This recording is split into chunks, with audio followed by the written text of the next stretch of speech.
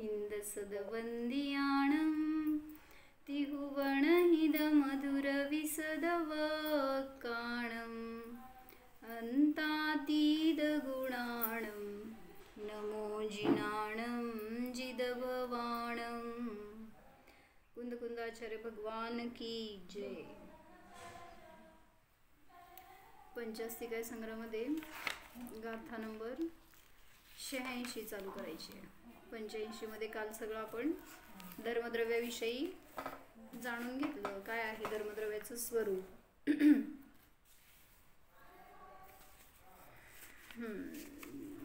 थोडंसं नीट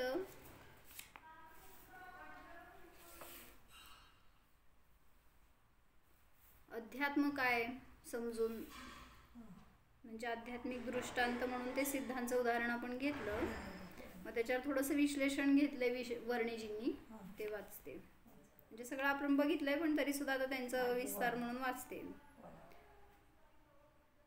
जैसे रागादी दोषों से रहित 85 गाथा म्हणायची राहिली का।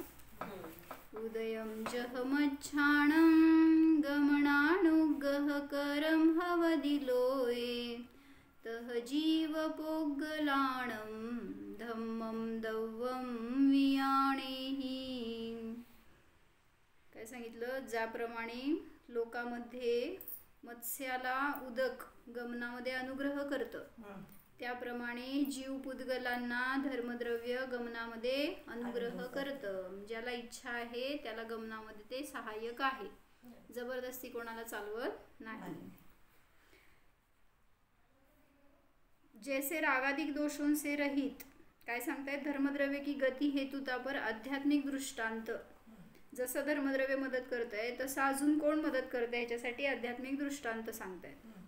जैसे रागादिक दोषों से रहित शुद्ध आत्मानुभव से सहित निश्चय धर्म सिद्ध गति का उपादान कारण होता है। काय, शुद्ध आत्मानुभवाने सिद्ध गती प्राप्त होते, त्याला निश्चय धर्म म्हणलं। अर्थात भव्य जीवों में जब निज शुद्ध चैतन्य स्वरूप मात्र आत्म तत्व की अनुभूति होती है, तो इस अनुभव में हुआ जो निश्चय धर्म है वह सिद्ध गति का खास कारण है। तब वहाँ पुण्य रूप धर्म सहकारी कारण होता है। पर हो पुण्य ऐसा जो निदान रहित परिणामों से उत्पन्न किया गया है, ऐसे तीर्थंकर प्रकृति, उत्तम सहनन आदि विशिष्ट पुण्य रूप धर्म भी सहकारी कारण होते हैं। म्हणजे निदान रहित जे काय त्यांनी परिणाम केलेले आहेत किंवा व्रत आदी तपस्या आदी केले, तर त्याच्या निमित्तामध्ये ते सुद्धा सहकारी आहे सिद्ध गतीमध्ये। कोण कोण, म्हणजे तद्भव मोक्षगामी जीवामध्ये जे जी लक्षणं आहेत ना, वज्रश्रवणाचं सहनन, तीर्थंकर प्रकृती किंवा विशिष्ट पुण्य, शलाका पुरुष आदी पद, हे काय जे असतील तर ते सगळं सहकारी कारण आहे।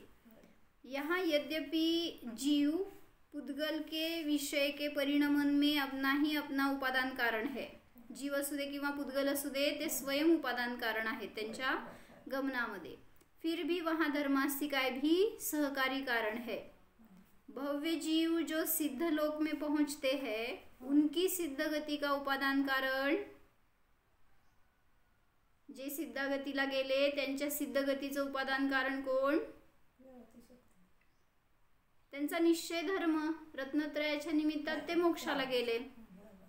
वह निश्चय धर्म के कारण स्वयं जाता है, लेकिन उस गति में अन्य तप किया, संयम किया, तीर्थंकर प्रकृति का बंध किया, उत्तम सहनन मिला, ये सब भी बाह्य कारण है। अर्थात ये सब बहिरंग सहायक मात्र कारण है। म्हणजे हे पण असतात, म्हणजे उत्तम सहनन असल्याशिवाय जीव मोक्षाला जात नाही, त्यामुळं जसं धर्मद्रव्य असल्याशिवाय गती होणार नाही, त्याप्रमाणे उत्तम सहननाची प्राप्ती असणारा जीव तशी उग्र तपश्चर्या किंवा उत्कृष्ट साधना करू शकतो, म्हणून ते सुद्धा असणारच हे सांगतात, पण ते करणार नाहीये। ये सब भी बाह्य कारण है, अर्थात ये सब बहिरंग सहायक मात्र कारण है। जिस पुरुष को समागम अच्छा मिला, आजीविका अच्छी मिली, अथवा नाना बड़प्पन की बातें मिली, ऐसी अच्छी स्थिति मिली है जिसमें उसको संक्लेश नहीं है। काय काय आपलंच सांगतायत, सगळं उत्कृष्ट मिळालंय आपल्याला आणि आपण संकलेश करतोय, मग काय उपयोग? सगळं मिळून काय समजलं? सगळ्या चांगल्या गोष्टी मिळाल्या आपल्याला आणि त्याच्यामध्ये आपण कशाय केले, आकुलता केली, संकलेश परिणाम केले, सगळं जाणार. समजून घ्या, भविष्यामध्ये काही मिळणार नाही. म्हणजे चांगलं मिळालंय त्याचा उपयोग चांगल्यासाठी करायला पाहिजे. म्हणजे जेवढा उपयोग लावून घेतो आपण त्याचा आपल्यासाठी, तेवढं भविष्य पण सुधारलं. म्हणजे धन मिळालं, काय करायचं हो धनाचं? काय करायचं? काय करायचं? धन मिळालं चांगलं का वाईट हो? धन मिळाल्यावर काय करणार प्रगतीताई? खोटं बोलायचं नाही शास्त्रासमोर. बाहेर गिरायक येणार आहे तुमच्या समोर. भोगाचंच कारण होणार ना ते. मग भोग घेतल्यावर धनाचं काय झालं? पुण्याचा नाश झाला त्याच्या निमित्तात. समजतंय का? पुण्य आहे असं वाटतंय तुम्हाला धन मिळालं म्हणजे, ऍक्च्युली धन मिळालं हे सुद्धा त्यावेळेस पुण्य नष्ट झालंय. मिळालं तुमच्यापर्यंत, त्या धनाचा तुम्ही काय वापर करणार त्याच्या अनुसार भविष्यामध्ये पुण्य आणि पाप आहे. काय करताय त्या धनाचं? मग माताजींनी सांगितलं होतं मागं पण की त्या धनाला पण गती असते. बरोबर आहे? जीवालाच गती नाही आहे, धनाला पण गती असते. कुठं पळतंय हो धन? पुण्यवानांच्या मागं धन पळतं. मग तुम्ही कोण? समजून घ्या, तुमच्याकडे पुण्य असेल तर तुमच्याकडे राहणार आहे, नसेल तर पळून जाणार आहे. म्हणून त्याला धरायचं नाहीये. कोणाला धरा? आम्हानी गोष्ट सांगितली होती ना, ती सांगितली होती मागे एकदा मी. तो मनुष्य असतो आणि त्याला खूप धन आहे असती आणि मग ते काय झालं? नाही, रात्रीतनं झोपेतनं उठला तो आणि तो म्हणतो की मला खूप भयंकर स्वप्न पडलंय. काय? लक्ष्मी आपल्या घरातनं निघून चालली आहे. मग मी काय करू असं मला वाटलं आणि झोपच आली नाही रात्रभर. म्हणून तो सकाळी उठल्यावर सांगतोय का, रात्रीच उठवून सांगतोय बायकोला. 2 वाजता उठला रात्री आणि सांगतोय की असा दरदरून घामे घुम झाला, घाबरल्यासारखा. आणि बायको विचारती काय झालं, का ओरडत उठला? मग तो म्हणतो की मला असं स्वप्न पडलं की आपल्या घरातून लक्ष्मी सगळी निघून चालली आहे. म्हटल्यावर आता कसं राहायचं, काय करायचं? मला खूप भय वाटलं. मग त्यावेळेस बायको म्हणती काय स्वप्न बघताय? असलं ते स्वप्न आहे, झोपा गपचूप. आणि मग तो झोपला खरंच. आणि सकाळी उठल्यावर बघतोय तर बायको एका पेटीमध्ये सगळे जवाहिरात, धन काय असेल ते आपल्याकडचं आहे व सगळं घालून पॅक करत होती. मग हा विचारतोय काय करतेय तू? मग ती काय म्हणाली, तुम्ही स्वप्न बघितलंय ते काय म्हणायचं, पहाटेच्या वेळी बघितलेलं स्वप्न खरं असतं. म्हटल्यावर ती लक्ष्मी जायच्या आधी मला हा विचार आला की आपण त्या लक्ष्मीचं दान करून टाकू. कशाला पाहिजे मग आपल्याला? आपल्याकडे राहिलीच नाही तर गेली म्हणून आकुलता नाही करणार. तुम्हाला आकुलता होणार आहे का? चला सोडा बघू. काय आकुलता जर होणे वाटत असेल तर आत्ता सोडून द्यायचं त्याचा नाद. मग म्हणून सांगितलं की ती बायको असं म्हणती. मग असं म्हटल्यावर नवऱ्याची रिॲक्शन काय असणार सांगा बघू. तुमचे नवरे कसले आहेत? काय केलं असतं नवरा हो? असं काय झालं असतं तर लई शाणी झालीस ते वाद म्हणणार. मी इतकं कष्टाने कमवलंय आणि तू असं काय दान करायला काढलंय का, तुझ्यासाठी आणलंय काय?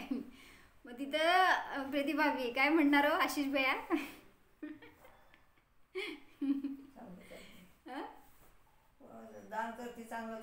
चांगलं करते म्हणणार आहे. आशिष भैयांची बाजू घ्यायला लागले. जय श्रीमान. म्हणजे तिथं नवरा ज्ञानी असेल तर तो पण ज्ञानी होता. ओळखलं ना? जयश्री काकी सगळ्याला ओळखते. थांबा तुमची ओळख विचारते. आशिष भाईंची जर सांगितलं प्रीती भावींची ओळख सांगा, ते म्हणणार मलाच राहू दे, तुम्ही कुठं द्यायला. नवरा पुढवून देणार, प्रीती भावी घरी काढून ठेवणार. बरं, त्या सेठजींनी अजून देणार होय? बरं. मग त्या सेठजींनी काय केलं, म्हणले ती भरत होती ना सगळं त्या पेटीमध्ये, तर तो पण आत गेला आणि तिजोरीमधले सगळे त्या घराचे कागदपत्र आणली आणि त्यांनी ते त्यात ओतले आणि टाकले आणि म्हणले की घर तर कशाला आपल्याला ठेवायचंय, घर सुद्धा आपण धर्मशाळा म्हणून दान करून टाकू तर आपल्याला किती निर्विकल्पता मग. आणि असं म्हणला आणि खरोखर त्यांनी ते सगळं पेटी भरून ठेवली. आणि दुसऱ्या दिवशी परत स्वप्नामध्ये देवी आली, लक्ष्मी आली आणि ती काय म्हणाली, आता मी या घरातून जाणार नाही. का? ज्या घरामध्ये दानक्रिया घडते त्या घरापासून मी दूर जात नाही. सांगा, धन पळालं का नाही? लक्ष्मी पळाली का नाही हो? मग म्हणजे गती आहे कुठं? जिथं पुण्य आहे तिथं त्या धनाची गती असते. मग आपण पुण्य करत नाही किंवा धर्म करत नाही आणि धनाची आय इच्छितो तर तिथं ते मिळणार नाही, हे सांगितलं. म्हणजे सगळा अच्छा समागम मिला है लेकिन हम उसका सदुपयोग नहीं करते तो संकलेश करने से वो सब समागम निरर्थक हो जाता है. म्हणजे तुम्हाला ते सगळं मिळालेलं समागम आहे ते काही कामाचं नाही, हे सांगायचं आहे.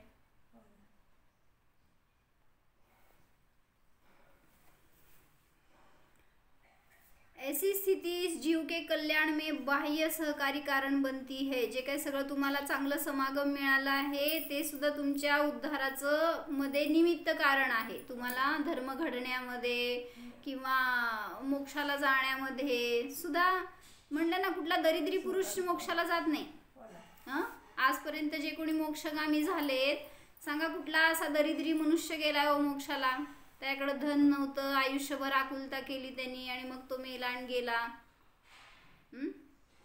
अंजन चोर म्हणा की, चोरी करत होता का नाही? का चोरी करणारा जीव का चोरी करतो? काय नाही म्हणून. हा, म्हणजे कुलीन घराण्यातला होता, फक्त व्यसन लागलं होतं संगतीमुळं. त्यामुळं तो काय असं निर्धन दरिद्री नव्हता. मोक्षगामी जीव आहे म्हटल्यावर कधी असं नसतं.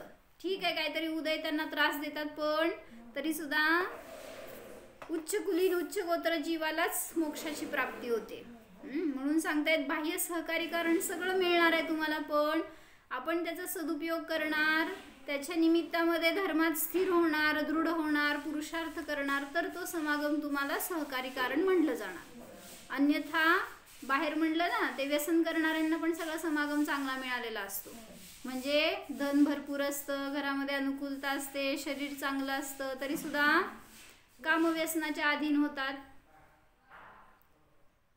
संपवलंय पुण्य सगळं. ते सगळं भोग भोगून काय म्हणायचं, धन ते जे काही मिळालेलं सगळं वस्तू त्याचा भोग घेऊन त्यांनी पुण्याचा नाश केला. त्याच्या निमित्तामध्ये अशी दुर्बुद्धी सुचते. असं का त्यांची तर मग उलट पुण्यापेक्षा पाप बरं म्हणू शकतो की म्हटलं की मग. म्हणून तर प्रतिकूलता ही तुम्हाला मोक्षाला नेणारी असते असं सांगितलं. अनुकूलता नाही. अनुकूलता मिळाली आहे पुण्याच्या उदयात, पण प्रतिकूलतेमध्ये जीव स्थिर राहतो, प्रतिकूलतेमध्ये धर्माकडे येतो. म्हणून सांगतायत की मागे एकदा वाचलं होतं ना, कर्मभूमीमध्ये जन्मणारा जीवच मोक्षाला जातो, भोगभूमीतला का नाही जात? भोगभूमीतल्या जीवाला सगळ्या अनुकूलता मिळतात, पण तो जीव नाही मोक्षाला जात. का हो? धर्माचं आठवत नाही त्याकडे. हा, आणि म्हटलं की पुरुषार्थ पण किती करणार तो? भोगामध्ये असा मस्त असतो त्यामुळं आठवत नाही. संयम माहीत नाही, धर्म माहीत नाही, समर्पण माहीत नाही, मुनिदीक्षा, मोक्ष हे काय त्या जीवाला तिथल्या भोगामध्ये रमलेला जीव आहे. देवगतीतला जीव का नाही मोक्षाला जात? जर सगळा समागम चांगला मिळालाय तर. सगळीकडे हेच कारण आहे. चतुर्थ गुणस्थानाच्या वर पुरुषार्थ करू शकत नाहीत ते जीव. म्हणून काय घेतलं आम्ही आता की तुम्हाला सगळा समागम चांगला मिळाला, आजीविका अच्छी मिली, नाना बड़प्पन की बातें मिली, ऐसी अच्छी स्थिति मिली, लेकिन उसमें भी अगर संकलेश करेंगे तो कहाँ जाएंगे? मतलब उस समागम का उपयोग उसको धर्म मार्ग में कुछ भी सहायक नहीं होगा असं सांगतात. म्हणून तुम्हाला मिळाले समागम चांगला तर, म्हणजे एखाद्याला म्हटलं धर्म करा, संयम करा, काहीतरी पुरुषार्थ करा, तर ते काय म्हणणार? असं म्हणतात अनेक जण बरं का, आमच्या घरातलेच म्हणा. आमच्या रिलेटिव्हजमधल्या अनेकांना आम्ही सांगतो की स्वाध्याय वाढवा, मनकडे येऊन राहावा, किंवा हे समागमामध्ये कधीच येत नाही तर येत जावा, असं आम्ही कोणाकोणाला सांगतो. तर ते काय कारण सांगणार? आमचा व्याप मोठा, आम्हाला कोण रिलीवर नाही आहे, किंवा आम्हाला किती कष्ट आहेत, आणि किंवा सगळा संसार आहे मागचा, आम्ही काय सोडून येणार का तिकडं? काय झालं? संसार कोणाला नाही आहे हो? आणि मग येतात की नाही जीवित, कल्याण करतात की नाही, जे काय राहतील 2-4 दिवसासाठी, काय म्हणले राणीताई, संसार सोडून येऊन राहतात. आपण काय करतोय, आमचा संसार सगळ्या जगापेक्षा वेगळा आहे, म्हणून आम्हाला त्याच्यामध्ये अडकून राहावं लागतं. काय येणार काय म्हणलं रुपाली, जाणार म्हण आता. इथं आलेले जायला धडपडते, तिकडचे यायला धडपडते. म्हणून चांगला समागम मिळालाय तर चांगल्या रीतीने त्याचा वापर करा, पुण्याचा नाश करू नका. ते पुण्य आपल्याला मोक्षामध्ये सहकारी आहे. भलेही अभाव रूपाने, पण पापाच्या उदयात तुम्ही धर्म करणार नाही म्हणल्यावर पुण्य मिळालं तर कसं करणार आहे. म्हणजे तुम्ही म्हणता की आम्हाला आमचं शरीर चांगलं असतं तर आम्ही केलं असतं, आणि चांगलं असताना कुठं करताय माणूस. कोण म्हणते आमच्याकडे धन असतं तर निर्विकल्प आम्ही धर्म केला असता. धन असणारा किती करतो. कोणी म्हणते की घरामध्ये कोण, आता असं एक जण आहे बरं का फॅमिली, की त्यांच्या घरामध्ये कोरोनाच्या काळामध्ये त्या घरातली करती स्त्रीच मेली, आणि त्या घरात नवरा आणि 2 मुलं आहेत, बाकी कोण स्त्रीच नाही आहे. आणि आता अशा घरामध्ये काय सांगा बघू, संसार करतायत का नाही करत. आपल्याला वाटतं की बायका घरात पाहिजेत किंवा करणारी स्त्री पाहिजे घरामध्ये, त्याशिवाय चालत नाही घर. त्यांचं घर चाललंय की. असे अनेक घर आहेत, अनेक लोक आहेत. थांबत नसतं कोणाशिवाय कोणाचं, म्हणून लवकर दीक्षा घ्या. हे सांगा. आणि माझी मुलगी करोनातच गेली. आपल्या मनीषाताईंचा मुलगा, माझी मुलगी गेली 1 महिना झालं की मनीषाताईंचा मुलगा. मग कोणाचं थांबलं का काम ते आता म्हणून सांगितलं की आपल्याशिवाय काय होत नाही असं नको विचार करायला. सगळ्या बरोबर पुण्यपाप बरोबर आहे. तुम्ही आहे म्हणून त्यांचं चाललंय असं नाही, म्हणून स्वतःला करता मानू नका कोणाचे. काय घर कसं चालतंय, मी चालवलंय म्हणून चालतंय. तर काय सांगायला लागले, जर चांगला समागम मिळालाय तर धर्माची बुद्धी करा, समर्पण करा. धर्मद्रव्य तुम्हाला हे शिकवते की मी फक्त तुम्हाला मदत करतोय चालायला, मी काय तुम्हाला जबरदस्ती करत नाही आहे. तसं पुण्यपाप मिळालंय ते सांगतंय तुम्हाला की जावा धर्माकडं, पण तुम्ही काय करताय, मलाच भोगत बसताय.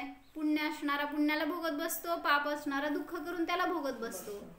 आणि मग कसं पुरुषार्थ करणार मग पुढं. भले ही कोई जीव इस समागम का दुरुपयोग करे, किंतु कोई ऐसी स्थिति में ज्ञानार्जन का चित्त करना चाहे, ध्यान को चित्त चाहे तो उसके लिए अवसर है. म्हणजे त्या पुण्याच्या समागमाच्या निमित्तामध्ये कोणी काय म्हणायचं, त्याचा दुरुपयोग करून व्यसनी होईल किंवा वाममार्गी होईल, आणि कोणी जीव आहे तो असं ध्यानासाठी, ज्ञानासाठी, साधनेसाठी उपयोग लावेल. जसं रुपाली काय करते माहिती, तिच्याकडे अनुकूलता चांगली आहे त्यामुळे ती पहाटे 5ला उठून स्वाध्याय करते. कोणी शिकवू दे नाही शिकवू दे, चांगलं आहे की म्हणली, दिवसभरामध्ये वेळ मिळत नाही. म्हणजे सगळ्याला प्रेरणा घ्यायला पाहिजे का त्यातून. म्हणून काय म्हणले राणीताई पण आमची 4 वाजता उठून ध्यान करते, स्वाध्याय करते. ठीक आहे. चांगल्या गोष्टी चांगल्या लोकांकडनं घ्यायला पाहिजेत, आपल्यामध्ये सुधारणा करायला पाहिजे. काय करते सोनल, प्रीती भाभी काय करता, तशी करायचे ते करायचे, विकल्प वाढते. जसं जसं उशीर होईल ना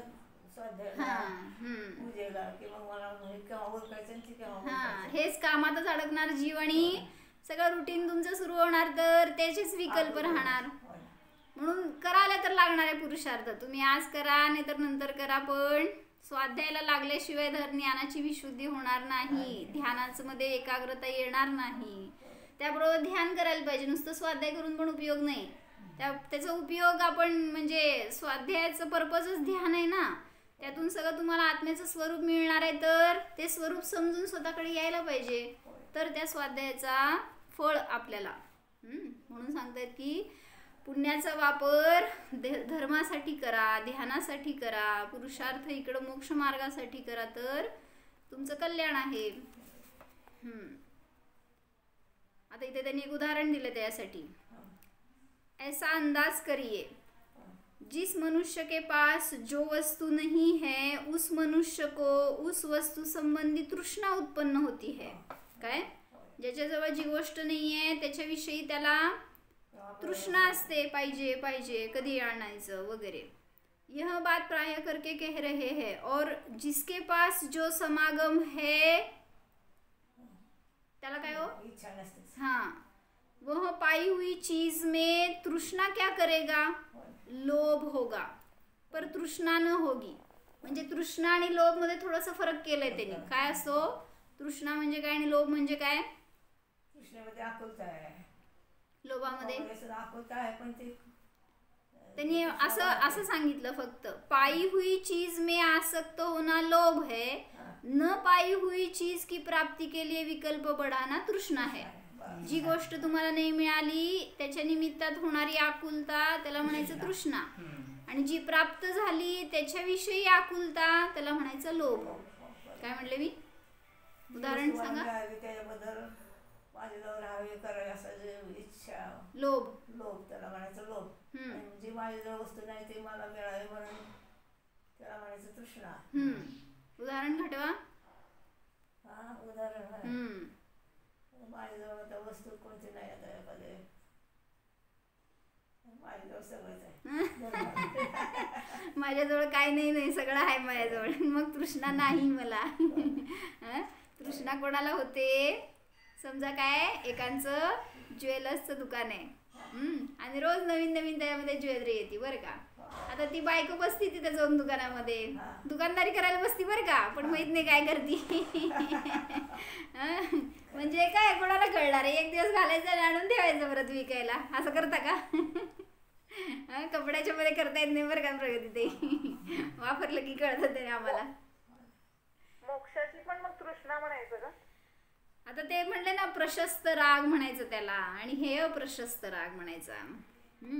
देवशास्त्र गुरूंच्या बाबतीमध्ये कोणाला तिकडं पण आकुलता होते की स्वाध्याय करायचंय, ध्यान करायचंय, सगळं क्रिया व्हायचंय, आमनकडे यायचंय, आकुलता बघा.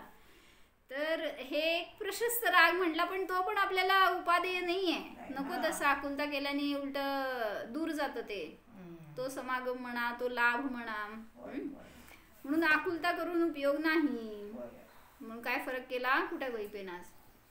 पाई हुई चीज में आसक्त होना लोभ है. जी काय गोष्ट तुम्हाला मिळाली आहे ना त्याच्याविषयी, म्हणजे समजा ना ती ज्वेलरी तुम्ही घेतली आहे, खरेदी केलेली, तर जवळ ठेवलाय, तर त्याच्याविषयी निरंतर म्हणलं ना परिणामामध्ये काय हो, लोभ आहे की एक गर्व आहे म्हणा, ती आहे माझ्याजवळ म्हणून. आकुलता एक टाईपची ती पण. पाई हुई चीज में आसक्ती आहे ना त्याच्या मागे जी, तोच लोभ आहे. आणि मिळवायचं आहे अजून, ती वस्तू पाहिजे पाहिजे. न पाई हुई चीज को की प्राप्ति के लिए विकल्प बढ़ाना तृष्णा है. अब देखिए प्राप्त और अप्राप्त के बारे में लोक प्रवृत्ति को. जैसे किसी भाई से कहा जाए कि तुम रात्रि भोजन का त्याग कर दो. काय करणार, रात्री भोजन करता का मावशी.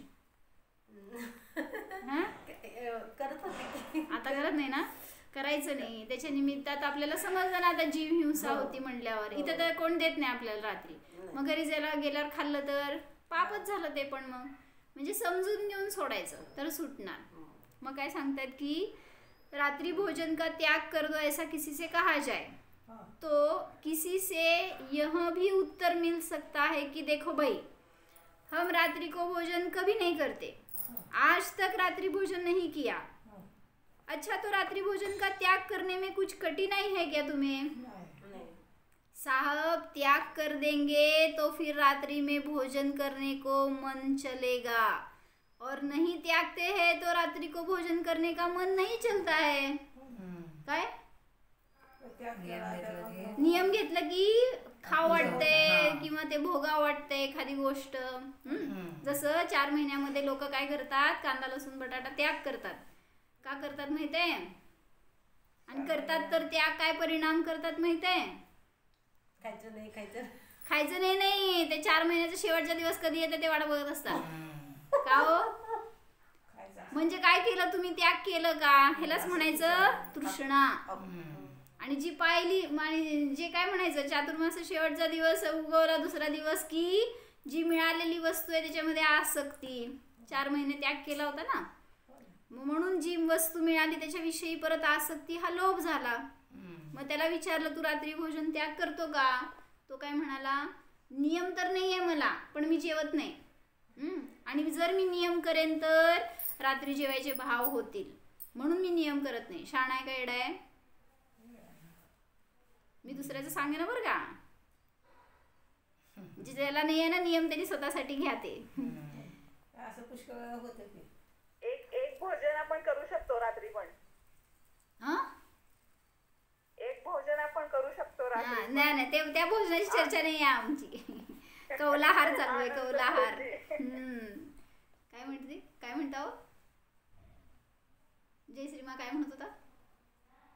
काय करायचं असं त्याग केल्यानंतर भाव होते तो हे खाऊ खाऊ. हा, म्हणूनच सांगतायत की तेच सांगायला लागलेत की रात्री भोजनचा मी त्याग केला तर मुद्दाम परिणाम तिकडं जातात की मी त्याग केलाय आता खायचं नाही आहे. जसं मी काय केलं माहिती का, 1 जानेवारी पर्यंत आंबा खाणार नाही म्हणून नियम केलाय हो.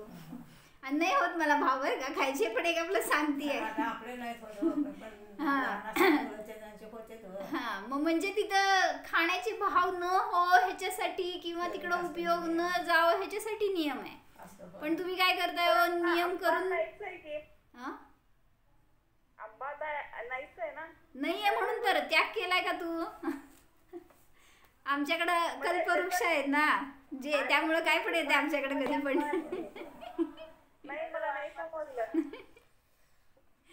म्हणजे आमच्याकडे आंबे कधी पण येतात ते सांगायला लागले तुला. त्यामुळे आम्ही खायचं नाही नियम करतो, मग ते नियम पाळायचं.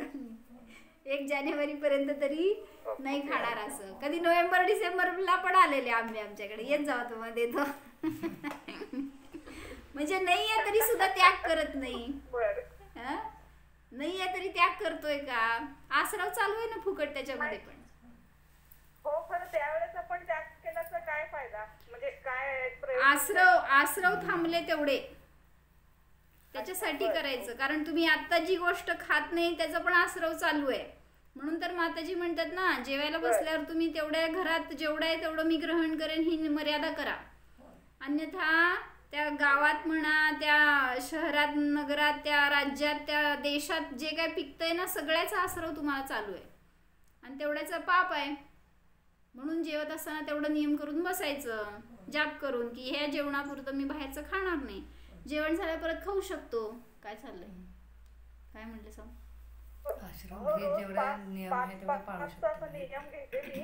खरं हे माहिती नव्हतं की आपल्याला ते अवेलेबल नसताना पण आपण त्या गोष्टीचं उलट त्याग करायचा ना. मग त्याग झाला तर ते आसरव थांबले ना त्याचे. नाही तर तुम्ही कधी येणार कधी येणार कधी येणार. कोण? आंबा. म्हणजे ते पण आश्रवच झाले ना एक प्रकारचे, आकुलता झाली. म्हणून त्यांनी काय सांगितलंय, प्राप्त चीज में आकुलता लोभ है आणि अप्राप्त चीज मध्ये त्याची प्राप्ती व्हावी म्हणून जे परिणाम करतो ती तृष्णा आहे.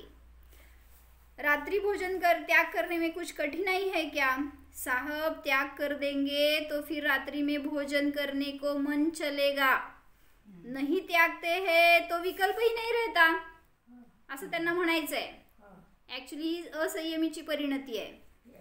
यो कुछ और बढ़कर देखे, जो पाया हुआ समागम है वह समागम प्रायः करके ज्ञान और वैराग्य का कारण बन सकता है. जे काय तुम्हाला मिळालेलं सगळं समागम आहे ते ज्ञान आणि वैराग्याचं पोषक असू शकतं. आपण त्याचा वापर तसा केला तर थोड़ा सत्संगति मिले, अच्छा वातावरण मिले, कुछ सुबुद्धि जगे तो ये बाह्य पुण्य कर्म भी, ये बाह्य पुण्य वैभव भी जीव के कल्याण में सहकारी कारण होते हैं. किंतु निश्चय से तो म्हणजे म्हणायचंय ना, ते फक्त बहिरंगात मिळालेलं समागम आहे ते एक्सटर्नल आहे, त्याच्याने काही मोक्ष मिळणार नाही आहे. पण त्याचा वापर करून तुम्ही जी धर्म आराधना करताय त्याच्या निमित्तामध्ये निश्चय से तो जो आत्मा में निश्चय धर्म का परिणमन होता है वह ही अनिवार्य रूप से कल्याण का कारण बनता है. तुमचं उपादान तुमच्यामध्ये आहे, त्याच्या निमित्तात जो पुरुषार्थ करणार तिथं बाहेर मिळालेला सगळा समागम निमित्त असतो, मदत करणारा. कोण कोण मिळालं सांग? मोक्षाला जायला कोण कोण तुला मदत करणार आहे? सगळे करणार आहेत म्हणायचं असतं पहिल्यांदा. कोण करणार आहे मा? सगळे मित्र पण शत्रू पण सगळे समागम आपल्याला हितकारी आहेत. कोणाला मित्र म्हणायचं सांगा, बंधू कोणाला म्हणायचं? असं सगळ्या नात्यांची परिभाषा धर्मातून सांगितली आहे शास्त्रामध्ये. काय, मला बंधूची परिभाषा माहिती आहे. कोणाला बंधू म्हणायचं? हा, असं तुम्ही मला सांगायचं बरं का. धर्मबंधू, गुरुला बंधू म्हणायचं. बरं, अजून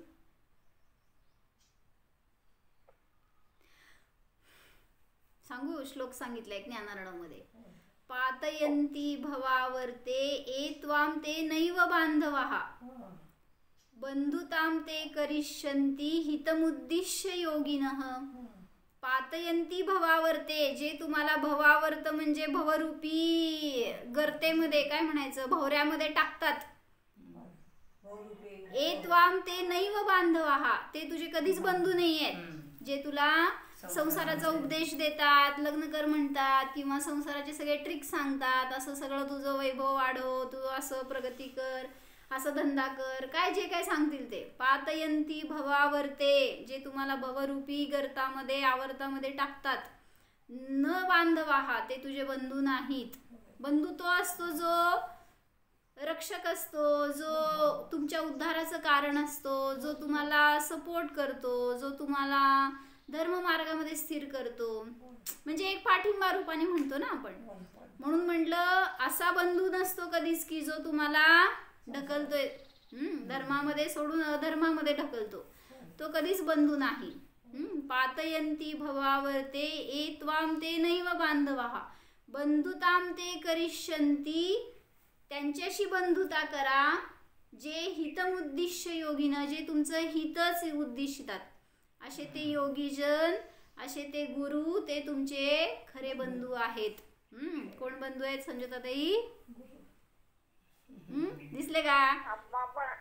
नक्की नाही, अतिशय भारी. कोण कोण बंधू दिसले ते विचारायला तुला मी. आपण सगळ्याचे बंधू बना, आपण सगळ्यांचे बंधू बना, सगळ्याला धर्म मार्गामध्ये लावा. कोणाविषयी आपल्या मध्ये कालुष्य नको. जरी कोणी कुठल्या भावनेने आपल्या बरोबर असतील तरी सुद्धा आपण त्यांच्या अधर्माचं कारण नाही बनायचं. मला काय करायचंय, त्यांचे परिणाम तसे आहेत म्हणून मी परिणाम तसं करणं किती योग्य आहे. मला काय करायला पाहिजे, काय, समजा तुम्हाला कोण भेटलेला माणूस तुमचा विरोध करतोय, तुम्हाला नावं ठेवतोय, निंदा करतोय, तुम्हाला सपोर्ट करत नाही, काय करणार तुम्ही?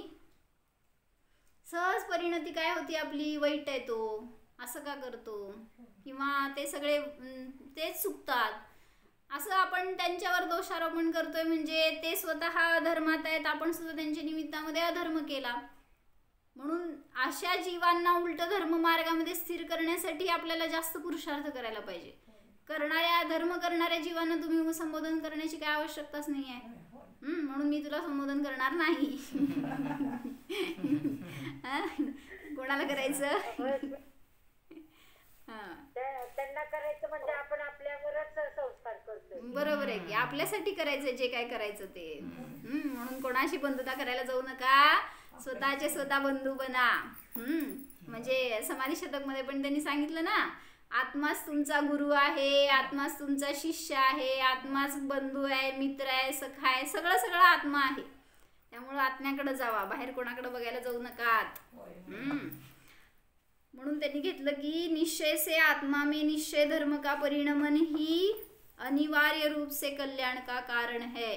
बाकी अन्य बाहेर तुम्हाला मिळालेला समागम कल्याण करवेल असं नाही, करवत नाही आहे ते, फक्त तुम्हाला मिळालेलं पुण्याचं फळ आहे ते. पण त्याच्या निमित्तात कधी कोणी जीव मार्गस्थ होईल, कधी कोणी भ्रष्ट होईल.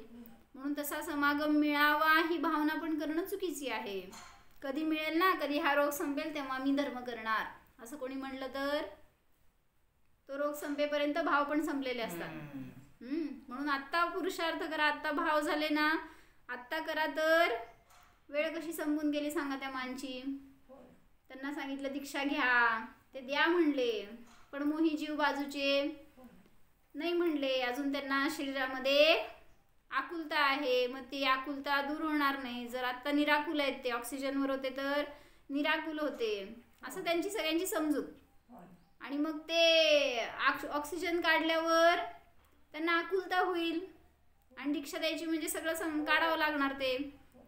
म्हणून त्यांनी म्हटलं की हा बरोबर आहे का? म्हणजे आकुलता होईल म्हणजे आपली आकुलता म्हणजे होती का त्यांची आकुलता होईल, कसं डिसाईड करायचं आपण? मग मला सांगा, ते ऑक्सिजन लावून त्यांची आकुलता होती का नव्हती? असं सांगितलंय की ठिकाणी एका वक्त्यांनी की म्हणते उलट तुम्ही ते सगळं सुया टोचताय, ते ऑक्सिजन जबरदस्ती देताय, तुम्हाला वाटते तुम्ही मदत करताय त्यांची, पण त्यांची अंतरंगात इतकी तुम्ही स्पर्श केला तरी त्यांना ते सहन होणार नाही, इतका त्रास असतो शरीरातून. आणि अजून आपण करणं म्हणजे जास्त त्रास देणं आहे त्यांना. आणि मग तशा अवस्थेमध्ये त्यांचं काय म्हणणं की ते काढल्यावर त्यांना आकुलता होणार आणि धर्म घडणार नाही. पण असं नाही आहे, उलट म्हणजे अनेकांचं असं झालं होतं की ते एक जण आले होते, सांगितले ना परवा मी, अक्कलकोटचे, आणि त्यांना पण ऑक्सिजनवर आणलं होतं माताजींकडं. आणि मग ते तर त्यांना आणल्यावर माताजींकडनं प्रतिक्रमण झालं. आम्हाला सांगितलं ते काढून टाका, नाही गरज त्यांची, झालं तर चांगलंच होणार आहे, नाही होणार तर ते लावून सुद्धा होणार नाही चांगलं. आणि काढलं तर खरोखर ते थोड्या वेळासाठी तरी काय असे ना खूप निराकुल, खूप शांत होते आणि सुधारणा होत असती. हो शेवटी तुम्ही संयम घेणार, त्याग करणार, काहीतरी साधना करणार, तर त्या निमित्तामध्ये पुण्य येतं, फलित होतं. आणि त्यांना पण तसं निराकुल त्यांनी झाली साधना, आणि मग संलेखना झाली चांगली. मग आम्हाला तेच सांगायचं होतं त्यांना की तुम्ही लावलंय, तुम्हाला वाटते की ते आपण मदत करतोय त्यांना. त्यांनी स्वतःहून सांगितलं पण शेवटी की काढा, हे मला नको वाटायला लागलंय. कारण किती फोर्सफुली घातलं तरी त्यांना सक करता येत नव्हतं ऑक्सिजन. काय म्हणून उलट ते जास्त त्यांना ओढायला त्रास व्हायला लागला होता, ऑक्सिजन ओढायला. मग काढून टाका म्हणून सांगितलं त्यांनी स्वतः. काढल्यावर थोडं 10 मिनिटांमध्ये जीव गेला. म्हणजे कृत्रिमच झालं की नॅचरल असं नसल्यामुळे त्रास होणारच. हा, म्हणजे तुमची आतली शक्तीच नाही आहे जर ते ग्रहण करण्याची, तर तुम्ही बाहेरून किती म्हणून मदत करणार आहे? म्हणून सगळा समागम मिळणार आहे हो तुम्हाला. पुरुषार्थ, उपादान आपलं पक्क करायचं आहे, जागृत करायचं आहे, अशी म्हणून आत्तापासून परिणती ठेवा की आपण स्वतःचं साधणार, बाहेरचं कोण मला मदत करावं हे पण भाव नकोत. आपण आपलं कल्याण करणार आहे.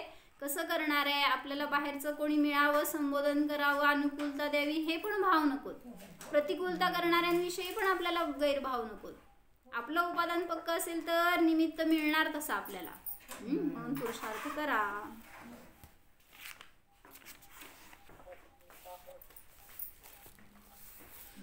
ओम.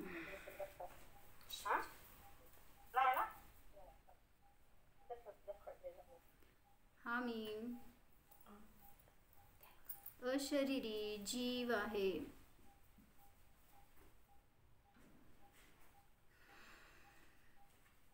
पहा, मला धर्म करण्यासाठी पुण्याची आवश्यकता नाहीच, पापाचे भय नाहीच.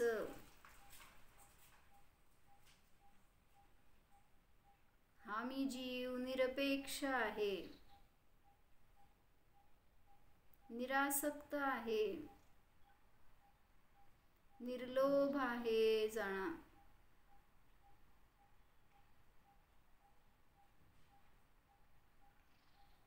मला परद्रव्याची कोणतीही अपेक्षा नाहीच. तृष्णारहित जीव जाणा, संतुष्ट जीव जाणा. मी आहेच. ओम.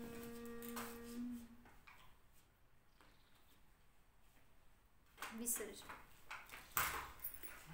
नमो अरिहंताणं.